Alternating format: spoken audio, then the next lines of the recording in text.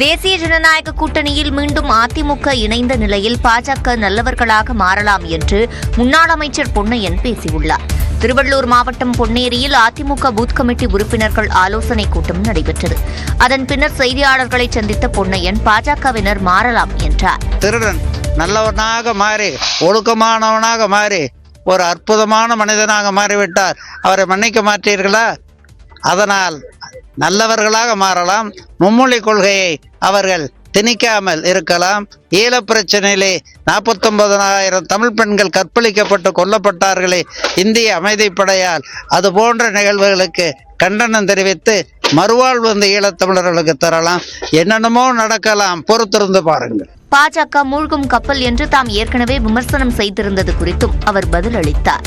மூழ்கிற கப்பல் இருந்து அதிசயங்கள் நடக்கலாம் அல்லவா?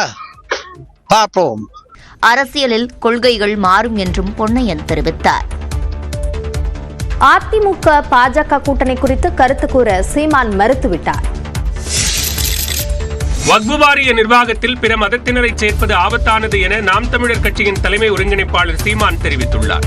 சென்னையில் செய்தியாளர்களிடம் பேசிய அவர் தேர்தல் வாக்குகளை குறிவைத்தே வக்ஃபு வாரிய சட்ட திருத்தம் கொண்டுவரப்பட்டுள்ளதாகவும் குற்றம் சாட்டினார்.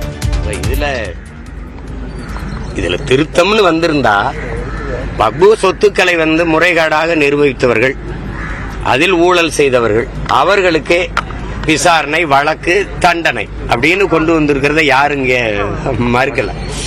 அந்த நிர்வாகத்தையே மொத்தமா மாத்திருது. அந்த நிர்வாகத்தில் 2 பிற மதத்தவர், குறிப்பா இந்து மதத்தவரை உள்ள சேர்ப்பது என்பது அது பேராபத்தை உண்டு. அதிமுக பாஜக கூட்டணி குறித்து தான் கருத்து கூற முடியாது என்ற சீமான் அதற்கான காரணத்தையும் விளக்கினார். பாஜகவினுடைய நெருக்கடிக்கு, நிர்பந்தத்திற்கு அதிமுக அடிபணிந்திருக்கிறது அப்படிங்கிற ஒரு குற்றச்சாட்டு இருக்கு. குற்றச்சாட்டு இருக்கா? இருக்கு. சரி, அதுல நான் என்ன சொல்றதுக்கு இருக்கு? குற்றச்சாட்டு இருக்குன்னா குற்றச்சாட்டு இருக்கு. வேற ஏதாவது இருக்க? அதை முடிவெடுக்க வேண்டியது அதிமுக செயற்குழு, பொதுக்குழு, அதனுடைய முதன்மை தலைவர்கள். எல்லாவற்றுக்கும் நம்ம கருத்து சொல்லிக்கிட்டு இருக்கிறது கண்ணியமாவோ அது நாகரிகமாவோ இருக்காது. வரும் தேர்தலில் கூட்டணி அமைப்பீர்களா என்ற கேள்விக்கு அமெரிக்க அதிபர் டிரம்புடன் தான் கூட்டணி என நகைச்சுவையாக தெரிவித்தார். 2026 தமிழ்நாட்டின் துணை முதலமைச்சர் செல்வ பெருந்தகை என்று போஸ்டர் ஒட்டியது தொடர்பாக மாநில செயலாளராக உள்ள ஷெரீப் 15 நாட்களில் நேரில் எழுத்துப்பூர்வமாக விளக்கம் அளிக்க தமிழ்நாடு காங்கிரஸ் கமிட்டி உத்தரவிட்டுள்ளது. தமிழ்நாடு காங்கிரஸ் கமிட்டியின் தலைவராக இருக்கும் செல்வ பெருந்தகைக்கு பிறந்தநாள் வாழ்த்து தெரிவிக்கும் வகையில் சென்னையில் பல்வேறு இடங்களில் ஷெரீப் பெயரில் போஸ்டர்கள் ஒட்டப்பட்டன. அந்த போஸ்டர்களில் அடுத்த ஆண்டு துணை முதலமைச்சர் செல்வ பெருந்தகை என்ற வாசகம் இடம் பிடித்திருந்தது. மேலும் ஆட்சியிலும் அதிகாரத்திலும் பங்கு என்றும் குறிப்பிடப்பட்டிருந்தது. இந்த போஸ்டருக்கு கண்டனம் தெரிவித்து தமிழ்நாடு காங்கிரஸ் கமிட்டி ஒரு அறிக்கையை வெளியிட்டுள்ளது. அந்த அறிக்கையில் இந்தியா கூட்டணியை சீர்குலைக்கும் முயற்சியில் பல்வேறு மதவாத சக்திகள் கருமேக கூட்டம் போல சூழ்ந்து வருகிறது என்றும், காங்கிரஸ் திமுக கூட்டணியில் குழப்பம் விளைவிக்கும் நோக்கிலும் ஒற்றுமையை கெடுக்கும் வகையிலும் சுவரொட்டிகள் ஒட்டப்பட்டுள்ளதாகவும், ஷெரீப்பின் அநாகரிகமான செயல் கட்சியின் கட்டுப்பாட்டையும் கண்ணியத்தையும் மீறியதுடன் ஒழுங்கீனமான செயல் என்றும் கூறப்பட்டுள்ளது. எந்த காலத்திலும் பிறந்த நாளை கொண்டாடியதில்லை என்றும் செல்வ பெருந்தகை அந்த அறிக்கையில் குறிப்பிட்டுள்ளார். ஷெரீப் நேரில் அளிக்கும் விளக்கத்தின் அடிப்படையில் அவர் மீது ஒழுங்கு நடவடிக்கை எடுக்கப்படும் என்றும் தமிழ்நாடு காங்கிரஸ் கமிட்டி தெரிவித்துள்ளது.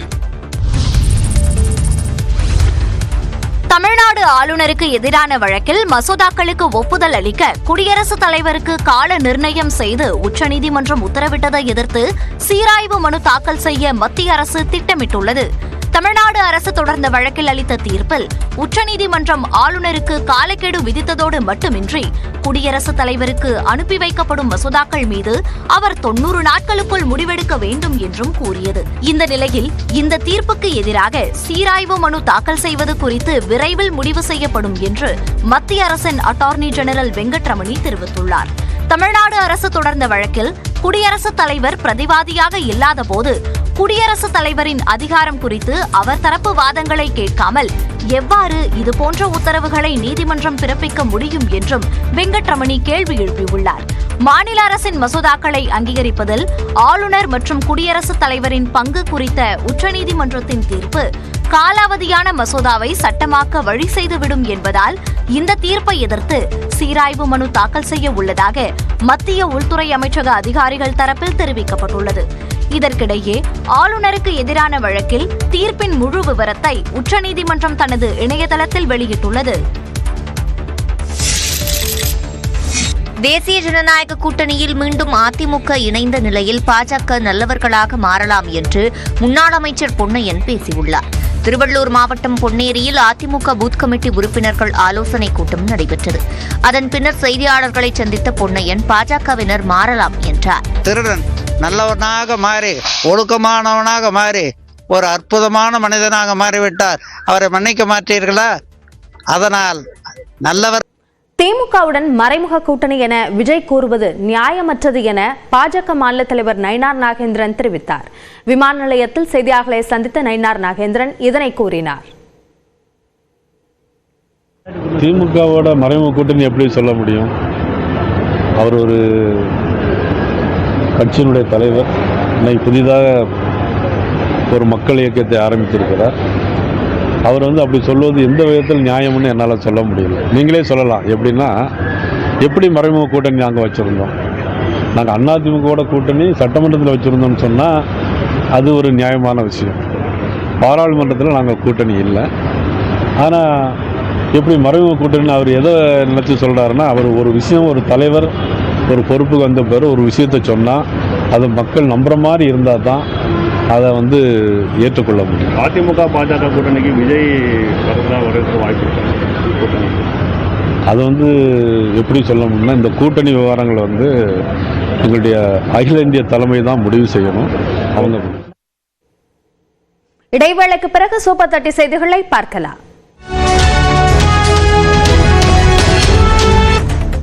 தொழில்நுட்பம் வளர்ச்சி அடைந்துள்ள நிலையில் மக்கள் மத்தியில் சமூக வலைதள பயன்பாடு எந்த அளவிற்கு அதிகரித்துள்ளது என்பதை வரைகலை மூலமாக விளக்குகிறார் நெறியாளர் சிவரஞ்சனி. நாம வீட்டுல இருந்துட்டே மவுண்ட் எவரெஸ்ட பல முறை பாக்குறோம், பயணிக்கிறோம் சொன்னா நம்ப முடியுதா? அந்த மாதிரியான ஒரு ஒப்பீடு தான் நமக்கு காமிக்கிறாங்க. சமூக வலைதளத்தோட பயன்பாடு என்பது அதிகரிச்சுட்டே வருது. அந்த வகையில நாம ஸ்க்ரோல் பண்ற எண்ணிக்கை, அதாவது அதோட அளவீடு அப்படின்றது ஒரு நாளைக்கு 300 அடி இருக்கிறதா சொல்லப்படுது. அது எந்த அளவுக்கு உயரம் அப்படின்னு பார்த்தா, சுதந்திர தேவி சிலையுடைய உயரம் 300 அடி. அதுவே ஒரு வாரத்துல நாம எந்த அளவுக்கு ஸ்க்ரோல் பண்றோம் அப்படின்னு பார்க்கும்போது 2 ஐஃபில் டவரோட உயரத்துக்கு 2100 அடி உயரத்துக்கு நாம ஸ்க்ரால் பண்றோம். அதுவே ஒரு மாதம் பார்த்தோம்னா 3 பூர்ஜ் கலிஃபாக்கள் 9000 அடி. அதுவே ஒரு ஆண்டு அப்படின்னு நாம பார்க்கும்போது 4 மவுண்ட் எவரெஸ்ட் தூரம் நாம ஸ்க்ரால் பண்றோம் அப்படின்னு சொல்றாங்க. அதாவது 1,09,500 அடி அளவுக்கு ஒரு வருஷத்துல நாம போன்ல சோசியல் மீடியாவை ஸ்க்ரோல் பண்றோம். சரி, எந்த அளவுக்கு இதோட பயன்பாடு இருக்கு, எவ்வளவு நேரம் யூஸ் பண்றோம் அப்படின்னு பார்க்கும்போது சில வருடங்கள்ல அதுவும் இன்க்ரீஸ் ஆயிருக்கு. 1 மணி நேரம் 30 நிமிடங்கள் 2012ஆம் ஆண்டுல சராசரியா ஒரு மனிதர் சோசியல் மீடியாவை யூஸ் பண்ணியிருக்காங்க. அதுவே இப்ப பார்க்கும்போது 2 மணி நேரம் 23 நிமிடங்களா அது அதிகரிச்சிருக்கு. சரி, இந்த பயன்பாட்டை பொறுத்த வரைக்கும் எத்தனை பேர் இதை உபயோகிக்கிறாங்கன்னு பார்த்தா, சமூக வலைதளத்துல 2010ல 100 கோடி பேர் தான் பயன்பாடுல இருந்தாங்க. இப்போ 520 கோடி பேர் அதை பயன்படுத்துறாங்க. சரி, இவங்களுடைய ரோல் என்னவா இருக்கு அப்படின்னு பார்க்கும்போது, மொத்தமா இருக்கக்கூடிய பயனாளர்கள்ல 1% தான் அடிக்கடி பதிவிடுறாங்க. அதாவது எப்பவுமே கண்டென்ட் கிரியேட் பண்ணிட்டு இருக்கிறவங்க. அதுவே எப்பவாவது பண்றவங்க அப்படின்னு பார்க்கும்போது 9% பேர். மீதம் இருக்கக்கூடிய இந்த 90% பேர் வெறுமனே பார்க்க மட்டும்தான் செய்யறாங்க. அப்போ இவங்களுடைய தாட்ஸ் இவங்களுக்கு கடத்தப்படுவது அப்படின்றது ரொம்ப அதிகமா இருக்கு அப்படின்றத நம்ம புரிஞ்சுக்க முடியும். அப்ப உண்மை தன்மையில இருந்து விலகிறதுக்கான வாய்ப்புகள் நிறைய இருக்குன்னு சொல்றாங்க. அவங்க எதை சோசியல் மீடியால காமிக்கிறாங்களோ அதுதான் உண்மை, அதுதான் அவங்களுடைய டெய்லி ரொட்டீன் அப்படின்னு இந்த 90% நம்ப ஆரம்பிச்சிருவாங்க. அடுத்ததா பார்க்கும்போது ஒரு குறிப்பிட்ட கட்சிக்கு எதிராகவோ இல்ல ஒரு குறிப்பிட்ட குரூப்புக்கு எதிராகவோ ரொம்ப கோபமாவோ இல்ல எமோஷன்ஸ் கிளறக்கூடிய வகையிலேயோ கண்டென்ட் நிறைய வருது அப்படின்னா அதை கிட்டத்தட்ட 67% பகிர்றதுக்கான வாய்ப்புகள் இருக்கிறதா சொல்லப்படுது. அது மட்டும் கிடையாது, அடையாளம் இல்லா கணக்குகள்ல அந்த விஷயம் வந்தா கூட அது பகிரப்படுறதா சொல்லப்படுது. அதே மாதிரி ஆன்லைன்ல பிரச்சனைகள்னு வருது. சிலர் கமெண்ட்ஸ்லேயே சண்டை போட்டுக்குவாங்க, சிலர் பெண்களை மட்டும் குறிப்பிட்டு குறிப்பிட்டு தப்பா பேசக்கூடிய வகையில கமெண்ட்ஸ் பதிவிடுவாங்க. இந்த மாதிரியான ஆன்லைன் பிரச்சனைகள் எல்லாமே 74% பிரச்சனைகள் 1% தான் உருவாகுதுன்னு சொல்லியிருக்காங்க. அடுத்ததா பார்க்கும்போது பொய்யான செய்தியை பரப்புறது. வெறும் 0.1% தான் இந்த ஃபால்ஸ் நியூஸை ஃபர்ஸ்ட் ஷேர் பண்றது. அவங்கள நம்பி அடுத்துன்னு 80% பொய் செய்தியை மத்தவங்க பரப்பிடுறாங்க. இவங்களையும் 3 வகை இருக்கிறதா சொல்லப்படுது.